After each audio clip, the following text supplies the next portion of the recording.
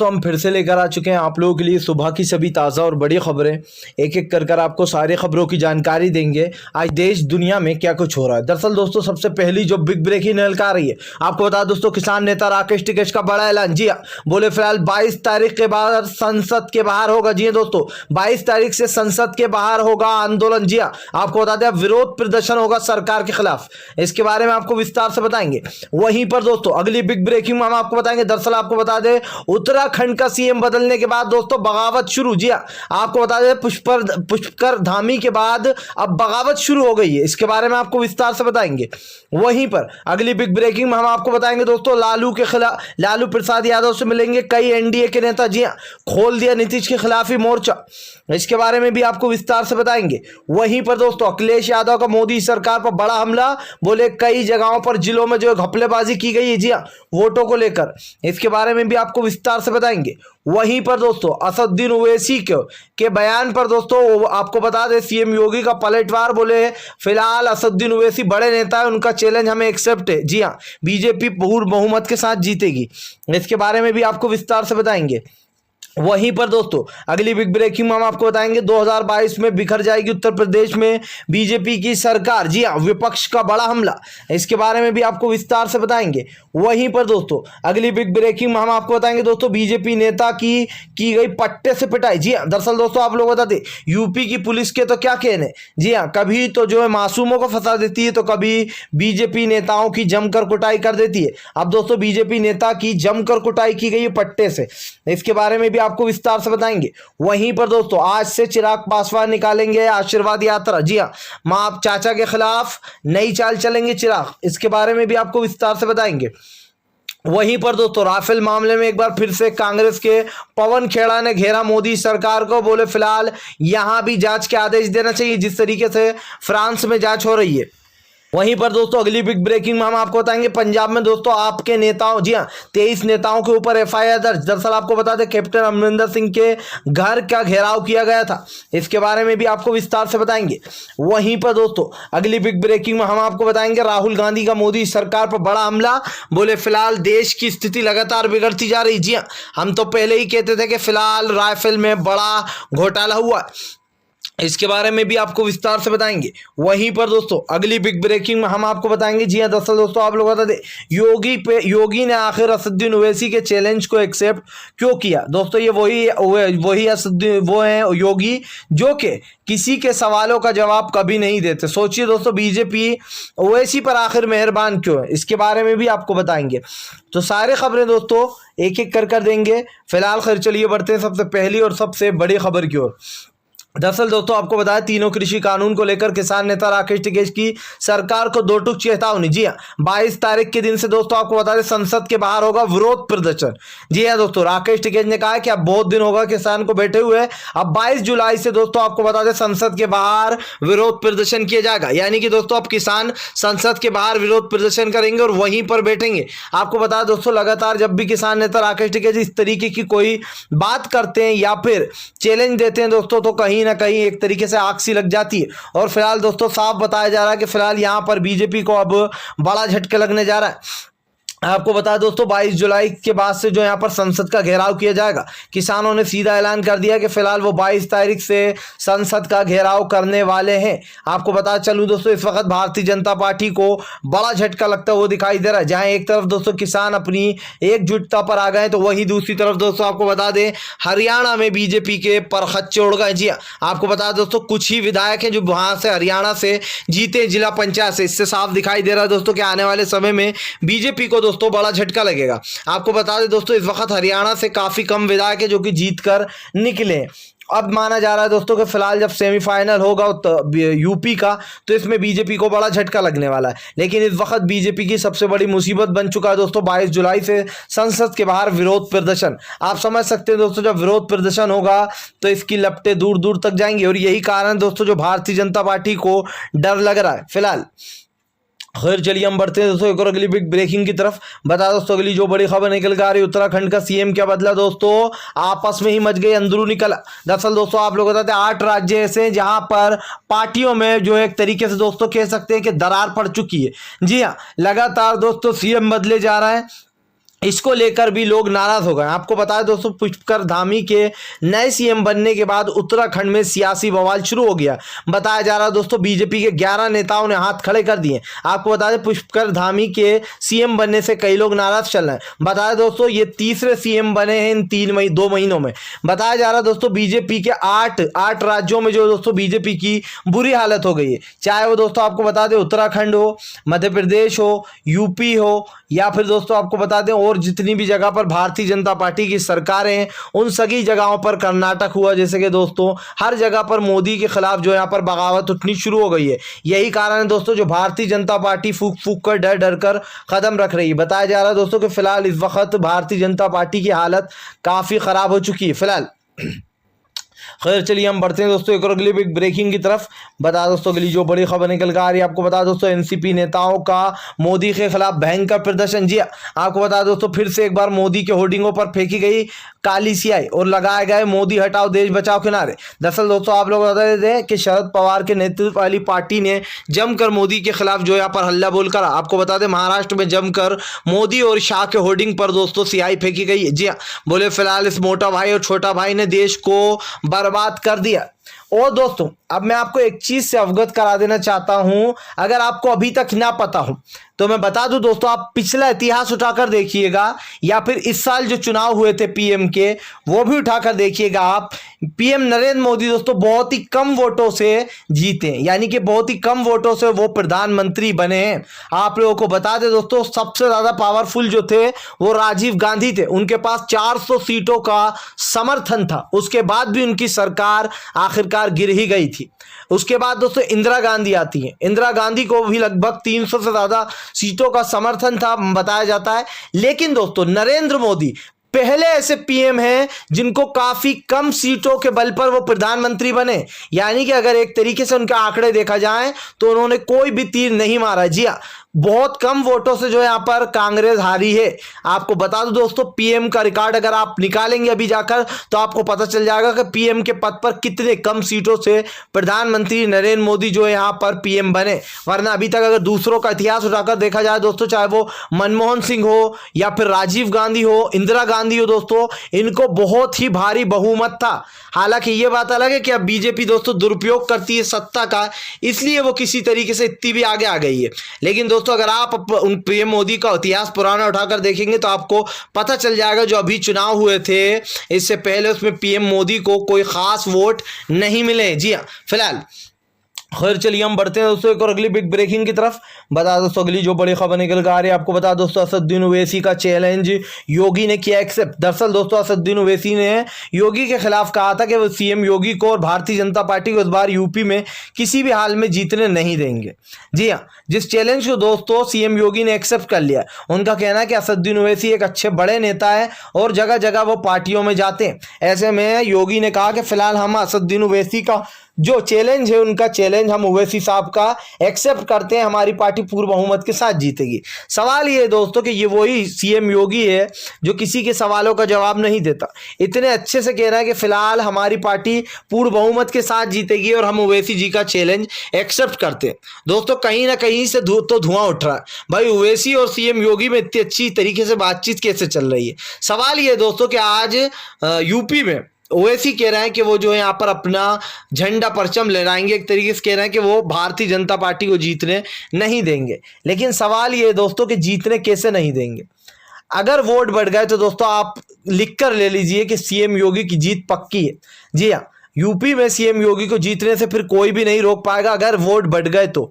आपको याद होगा ओवैसी को दोस्तों बंगाल में एक वोट नहीं मिला, इसीलिए ममता बनर्जी पूर्ण बहुमत के साथ जीती है। हालांकि दोस्तों ओवैसी कुछ भी करते तब भी बंगाल की जनता ओवैसी को वोट नहीं देती, क्योंकि हर बार वहां पर ममता बनर्जी पूर्ण बहुमत के साथ और काफी वोटों के साथ जीतती हैं। लेकिन सवाल यही है दोस्तों कि अब यूपी में असदुद्दीन ओवैसी चले गए। दोनों में दोस्तों ऐसा बताया जा रहा है पूरी मीडिया में कि ओवैसी वर्सेस दोस्तों योगी चल रहा है। आप पूरी मीडिया उठाकर देखेंगे दोस्तों तो आपको यही देखने को मिलेगा, ओवैसी वर्सेस योगी।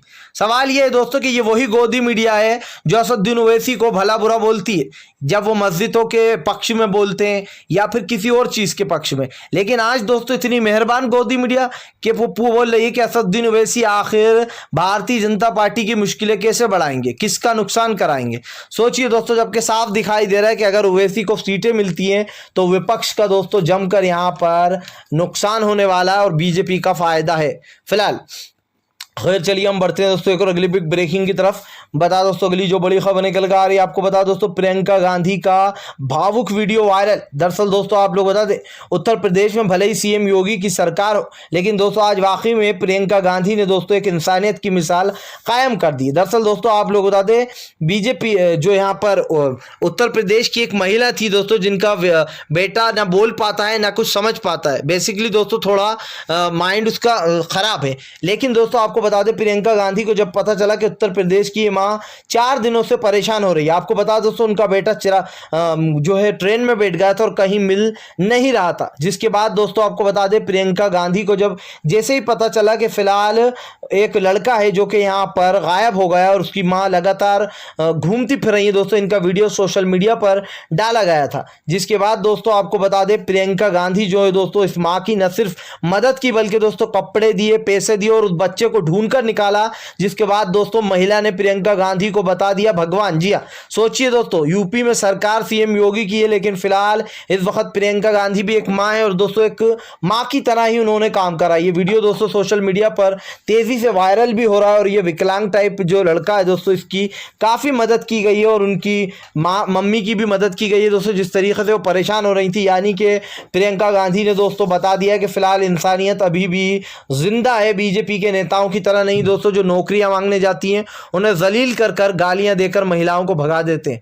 फिलहाल खैर चलिए हम बढ़ते हैं दोस्तों एक और अगली बिग ब्रेकिंग की तरफ। बता दोस्तों अगली जो बड़ी खबर निकल कर आ रही है, उत्तर प्रदेश की पुलिस ने दोस्तों बीजेपी के नेता की जमकर कर दी कुटाई। जी हां, दरअसल दोस्तों आप लोग बता दें, बीजेपी के नेता की जमकर पट्टों से कुटाई कर दी गई है। बता दें दोस्तों आपको ये मामला जो है यहाँ पर उत्तर प्रदेश का, जी हाँ आपको बता दोस्तों भाजपा नेता रायबरेली का ये मामला है दोस्तों। रायबरेली का भाजपा नेता ज्यादा ही उछल रहा था जी हाँ यूपी पुलिस के आगे। अब आपको तो पता है भाई, यूपी पुलिस दोस्तों जब आम आदमियों के ऊपर झूठे आरोप लगा देती है, यहां तक कि हमने किससे सुने केस चला देती है, यहां तक कि दोस्तों यूपी पुलिस दरिंदगी की सारी हदें पार कर देती है। तो दोस्तों जब उसका दिमाग घूमता है यूपी पुलिस का, तो वो ये भी नहीं देखती कि ये बीजेपी का नेता है या फिर साधारण इंसान। आपको बता दोस्तों अब रायपुर बरेली का ये किस्सा है जहां पर बीजेपी नेता की कुछ बच्चों का मामला हो गया था। जिसके बाद दोस्तों आपको बता दें, पुलिस वालों ने बीजेपी नेता को ले जाकर जमकर पट्टे से कुटाई कर दी। जब इनकी पत्नी पहुंची ने बचाने तो उनकी भी जमकर बेइज्जती की गई और उसके बाद दोस्तों भाजपाइयों को लग गई आग। जी हाँ, पूरे पुलिस स्टेशन को घेर लिया गया और जिस दरोगा ने बीजेपी नेता की पिटाई की उसको सस्पेंड करने की बात चल रही है। आपको बताया जा रहा है कि फिलहाल बीजेपी नेता की जमकर कुटाई की गई। यह मामला दोस्तों जमकर वीडियो वायरल हो गया। फिलहाल दोस्तों बीजेपी के नेताओं के साथ ऐसा ही होना चाहिए और इनको सबक मिलना चाहिए। लेकिन दोस्तों इतने बेशरम है कि पिटने के बाद वापिस वही हरकत करते हैं।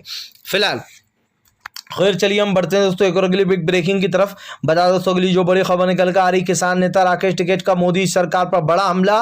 बोले फिलहाल अगर ये सरकार, जी हाँ अगर ये सरकार जो यहाँ पर किसी पार्टी की होती तो हमारी बात जरूर सुनती, लेकिन ये सरकार तो कंपनियों की है। ये सरकार कंपनियों की और इसे सिर्फ कंपनियां ही चला रही हैं प्राइवेट। राकेश टिकैत का कहना है कि फिलहाल जब सरकार आम जनता की नहीं सुन रही, इसका साफ मतलब है कि फिलहाल इस सरकार को दोस्तों जो यहाँ पर बड़ी अब आप समझ सकते हैं दोस्तों कि कौन सी कंपनियां चला रही हैं। अडानी, अंबानी, बाबा रामदेव जैसे लोग दोस्तों इस सरकार को चला रहे हैं।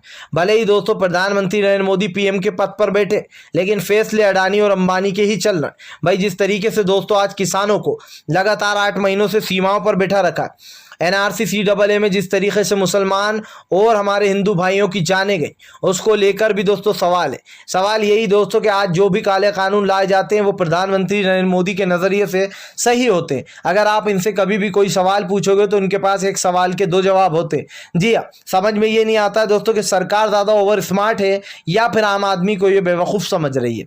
फिलहाल खैर चलिए हम बढ़ते हैं दोस्तों एक और अगली बिग ब्रेकिंग की तरफ। बता दोस्तों अगली जो बड़ी खबर निकल कर आ रही, कैप्टन अमरिंदर सिंह की दोस्तों बड़ी कार्रवाई, आपके 23 नेताओं के ऊपर एफआईआर दर्ज, कई जेल में बंद।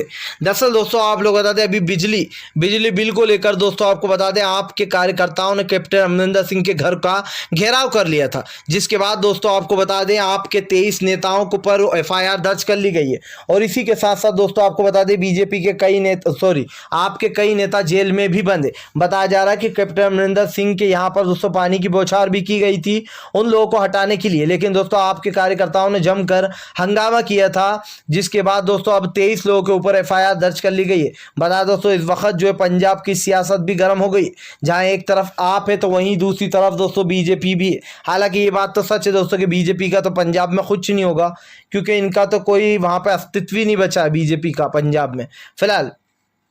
खैर चलिए हम बढ़ते हैं दोस्तों एक और अगली बिग ब्रेकिंग की तरफ। बता दोस्तों अगली जो बड़ी खबर निकल कर आ रही है, आपको बता दें राहुल गांधी का मोदी सरकार पर बड़ा हमला। बोले फिलहाल बड़ी बड़ी संस्थाओं में बड़ी बड़ी चीज़ों में बड़े बड़े घोटाले हो रहे हैं, लेकिन फिलहाल चौकीदार ही चोर है दोस्तों, तो फिर क्या करे जनता।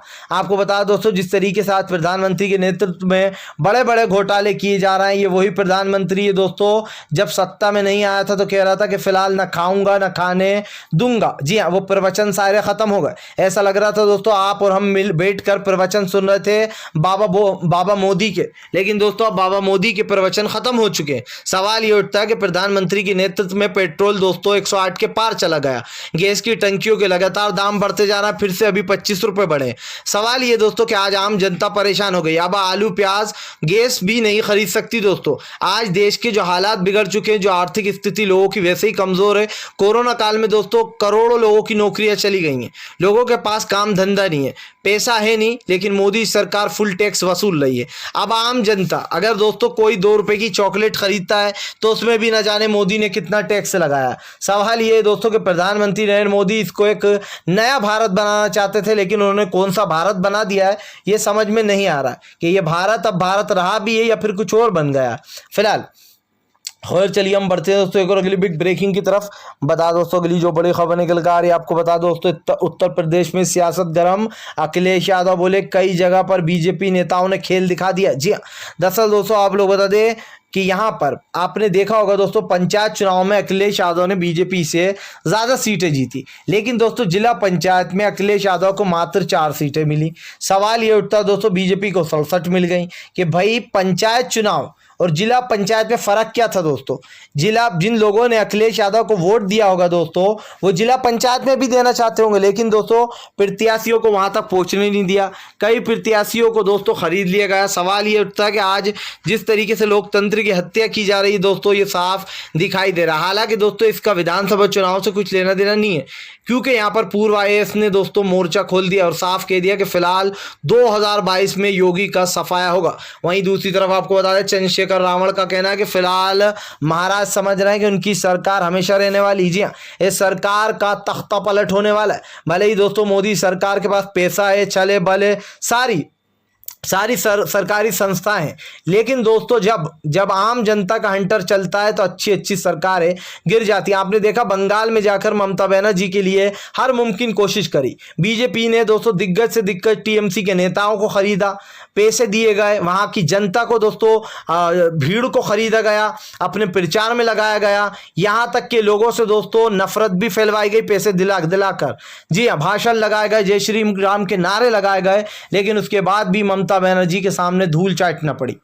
अब दोस्तों बीजेपी किस तरीके से चालें चल रही है तो आप जानते ही, भाई इतना समय हो गया लेकिन अभी तक बीजेपी ने जानबूझकर बंगाल में चुनाव नहीं कराया और तीरथ सिंह रावत को हथियार बनाया, क्योंकि दोस्तों बीजेपी चाहती है कि ममता बनर्जी भी जो है अपना इस्तीफा दे दे, क्योंकि अगर 3-3.5 महीने के अंदर चुनाव नहीं होते दोस्तों और ममता बनर्जी किसी सीट से चुनाव नहीं जीत कर आती तो आप समझ सकते हैं दोस्तों कि फिलहाल ममता बनर्जी को अपना इस्तीफा देना पड़ेगा और उनकी पार्टी के उनको किसी को सीएम बनाना पड़ेगा, और यही बीजेपी की अगली चाल है दोस्तों। जी हाँ, लेकिन फिलहाल ममता बनर्जी से जीतना भाजपा के बस की बात नहीं है। फिलहाल अगर आप भी शांतिपूर्ण ढंग से पीएम की इन सभी गलत नीतियों का दिल से विरोध करते हो और आप मानते हो ये सरकार सिर्फ एक तानाशाह सरकार है, इसको तत्काल में अपना इस्तीफा दे देना चाहिए, तो इस वीडियो को ज़्यादा से ज़्यादा शेयर कीजिए, लाइक कीजिए, और अगर आप हमारे चैनल पे पहली बार आएँ तो सब्सक्राइब करने के साथ साथ पास में एक घंटी आएगी यानी कि बेल आइकन, उसको ज़रूर दबाएँ ताकि हमारे हर वीडियो की अपडेट आपको मिल पाए।